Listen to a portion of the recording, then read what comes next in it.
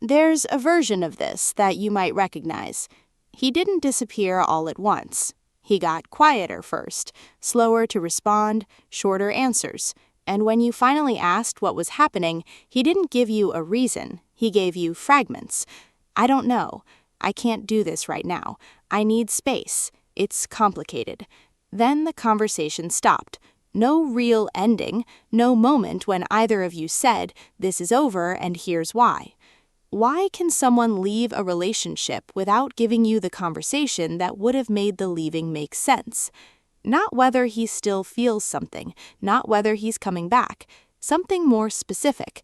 What does it take psychologically to end something clearly, and why might someone be capable of walking away, yet unable or unwilling to do that? The answer begins with a contradiction. Leaving can lower emotional intensity almost immediately. Distance, silence, and the end of difficult conversations may bring relief quickly. But giving someone an honest ending can raise emotional intensity. It asks you to explain what happened, stay present for the other person's response, and face the meaning of what is being lost right when you are trying to feel less, not more. Leaving and explaining are not the same task. One may lower the emotional temperature, the other can raise it. For someone who often manages difficult feelings by creating distance, those tasks may pull in opposite directions.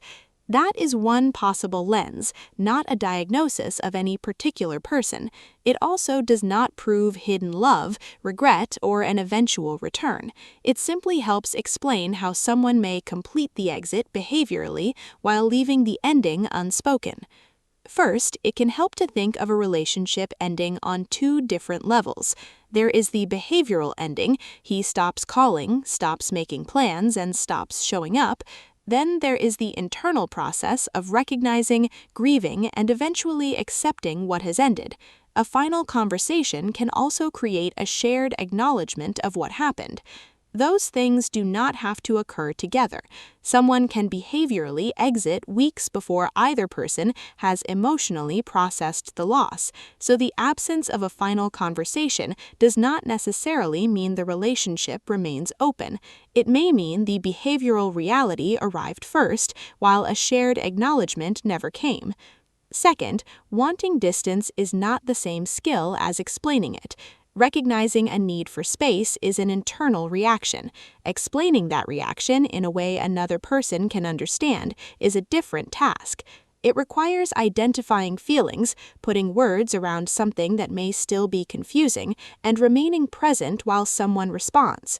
A person may feel certain that they want to leave and still have little language for why.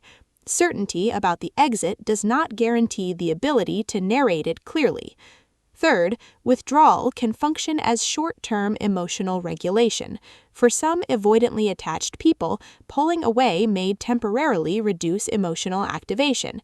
A final conversation can bring several difficult experiences back at once: guilt, vulnerability, fear of disappointing someone, or fear of being persuaded to stay.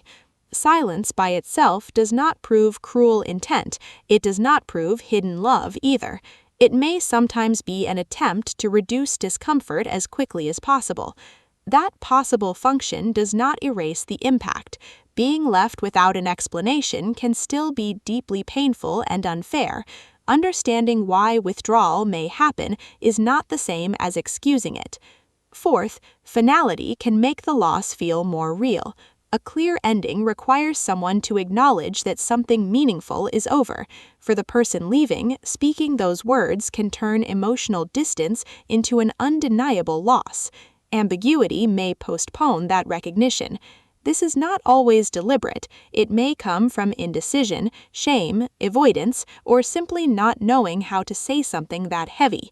But avoiding the words does not preserve the relationship. It leaves the reality unacknowledged. Fifth, a final conversation often involves some degree of accountability. It may require more than saying, "Here's why I'm leaving." It can mean hearing how your actions affected someone, their confusion, hurt, or questions, and staying present without immediately escaping the discomfort. Some people may not have the emotional capacity for that encounter in the moment. Others may have the capacity but remain unwilling to offer it. Unless continued contact would be unsafe, walking away can bypass an encounter that a genuine conversation would require. The missing conversation can't tell you whether inability or unwillingness was responsible. It can tell you that the person was not able or prepared to offer that form of presence. Sixth, an unacknowledged ending can create a form of ambiguous loss.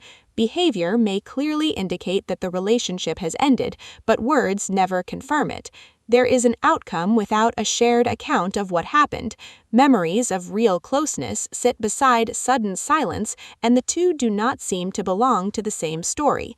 The mind keeps working on that contradiction. It replays the final conversations and searches for the sentence that would make everything line up. That searching is an understandable response to an incomplete story. It is not evidence that the story is secretly still being written. The absence of closure is not the absence of information. You may never receive the explanation you wanted. The reasons may remain unclear, perhaps even to the person who left.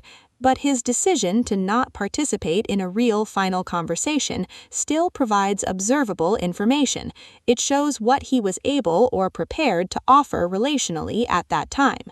It does not reveal every feeling underneath the silence. It does reveal the form of availability you actually received. And the fuller picture matters.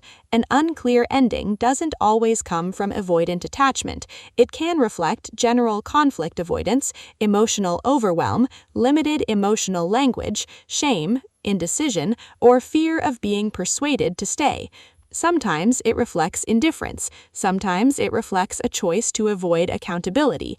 In other circumstances, someone may avoid a final conversation because further contact would not feel safe. Silence alone can't tell you which explanation applies. That's why it's not proof in either direction. The missing conversation is not evidence of a hidden romantic answer waiting underneath the silence. It may mean the person lacked the clarity, language, or emotional room to build an ending you both could stand inside. It may also mean he chose not to offer one. You don't have to pretend the unanswered questions never mattered, but you also don't have to treat ambiguity as an open door. Closure doesn't always arrive as the perfect explanation. Sometimes it begins with accepting what you actually observed, without inventing certainty about the feelings beneath it. His silence may leave the reasons uncertain. It does leave his current behavioral availability uncertain. If you've ever wondered what's actually happening on his side of that silence, not just why the conversation never came, but what he may be feeling while it doesn't, that's exactly what the next analysis decodes. I'm Attachment Decoded, and I'll see you in the next analysis.